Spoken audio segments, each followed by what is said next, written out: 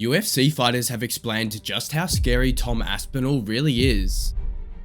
Over 10 years and 18 professional fights, UFC interim champion Tom Aspinall currently has a 100% finish rate and less than 40 minutes spent inside the cage. I think Tom Aspinall is the best. He's the fastest, quickest, most powerful heavyweight on the planet. The true champion of this weight class is Tom Aspinall, and it's not even debatable.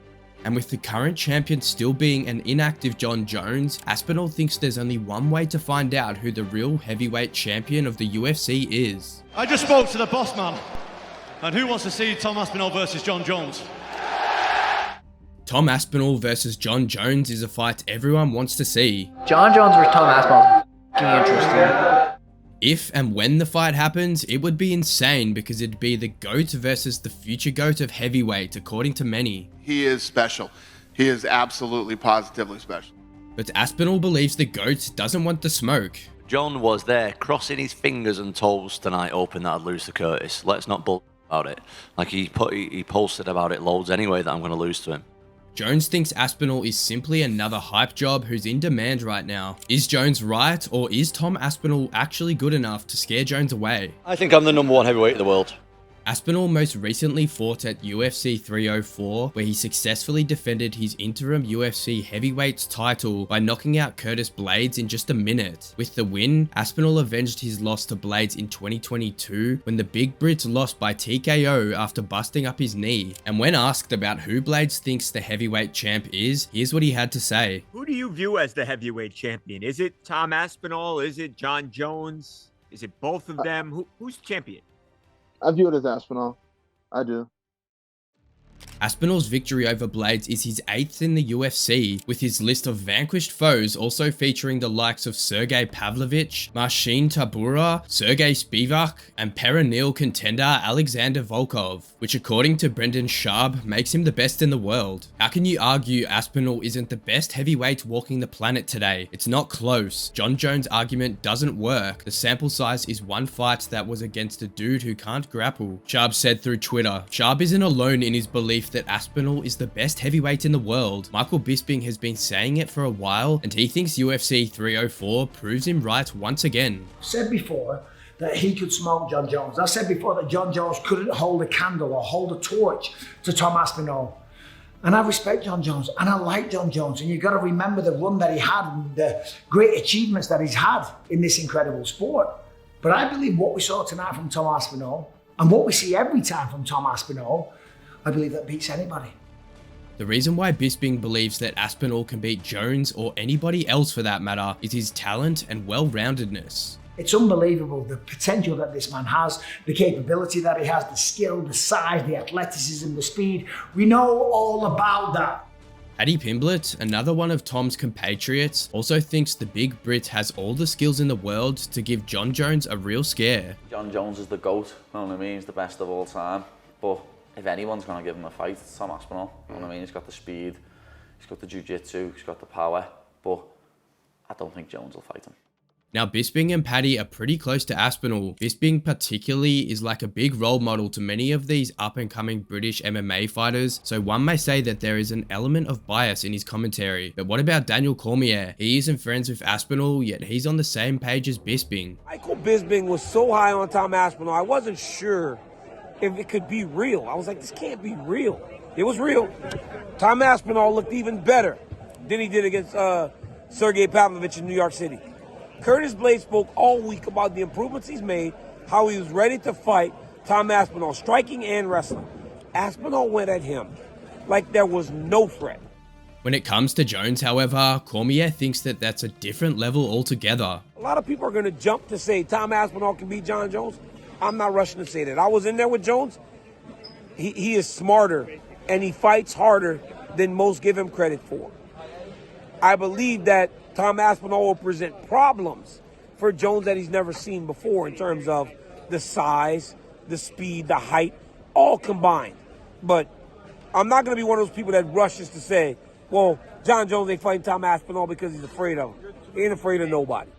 Kamaru Usman seems to have found a way around this debate, as he has given both Aspinall and Jones their due credit without bringing one or the other down. I think right now, Tom Aspinall is the best heavyweight in the world. in the UFC.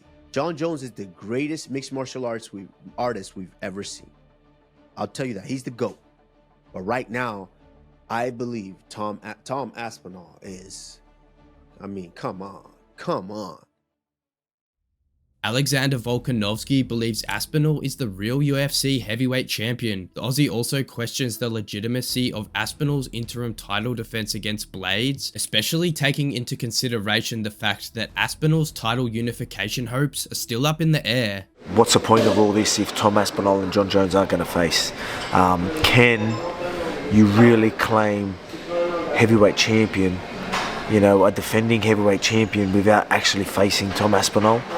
Some people might get upset with me with this, but that's just what I feel. I feel like if you really want to claim that heavyweight title, I feel like it has to be Aspinall. And Jon Jones, I think, to be honest, the only test for Jon Jones is an Aspinall. Now, as much as Bisping, Cormier, Usman, and Volkanovski's opinions are respected, they too have a surface knowledge of what it is like to be in the cage with Aspinall. Those who have shared the cage with Aspinall fully understand his potential, like Curtis Blades, who was taken by surprise when the UFC offered him the interim fight. Blades said he thought Aspinall deserved to fight Jones, but he still went ahead and accepted the fight because he didn't want to lose the opportunity to someone else. And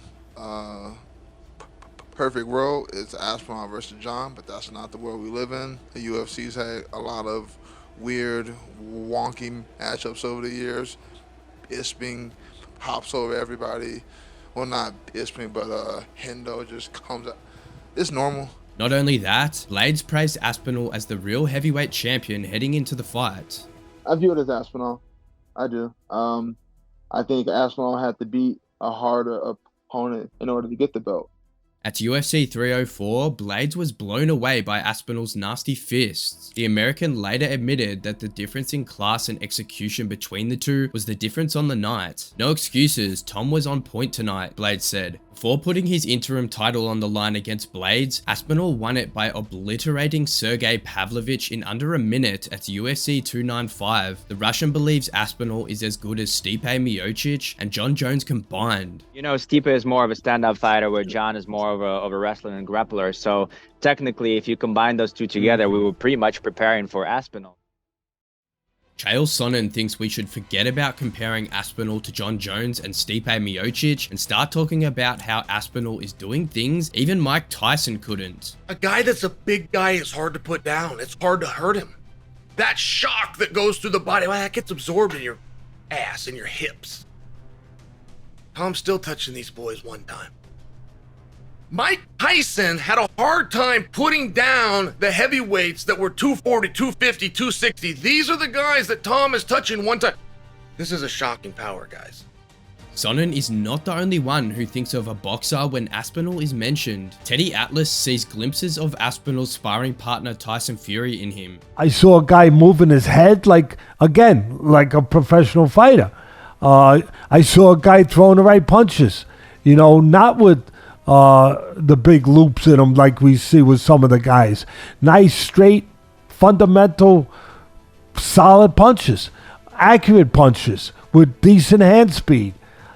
I thought I was watching a heavyweight prospect for a minute there, you know, in my business. Being around Tyson Fury and whatever that work really is, it showed. Tom Aspinall has certainly established himself as the best heavyweight on the planet until proven otherwise, and if we take Dana White's word for it, he will face the winner of Jon Jones versus Stipe Miocic, which will likely take place later this year. Do you think that Jon Jones fight is getting bigger and bigger? Yeah, there's no doubt about it. I mean, there's no doubt whoever wins the fight between Jon Jones and Stipe is a great fight for Aspinall. Dana White also seems to love the fact that he has such a high-level young heavyweight at his disposal. He's different, man. For a heavyweight, the speed, explosiveness, the way that guy moves, and power, 100% finish rate. Yeah, he's a bad boy. The bad boy wants a bad night of fights. Why don't we do a tournament? We'll do Jon, Stipe, me, Alex, and do a 4-man tournament. 2 fights in one night, and let's find out who the real heavyweight champion of the world is. Will Dana White make it happen, or who should Tom Aspinall fight next? Is he the best heavyweight in the world, and can he beat Jon Jones? Let us know your thoughts in the comments. If you enjoyed the video, subscribe to the channel and check out another one here.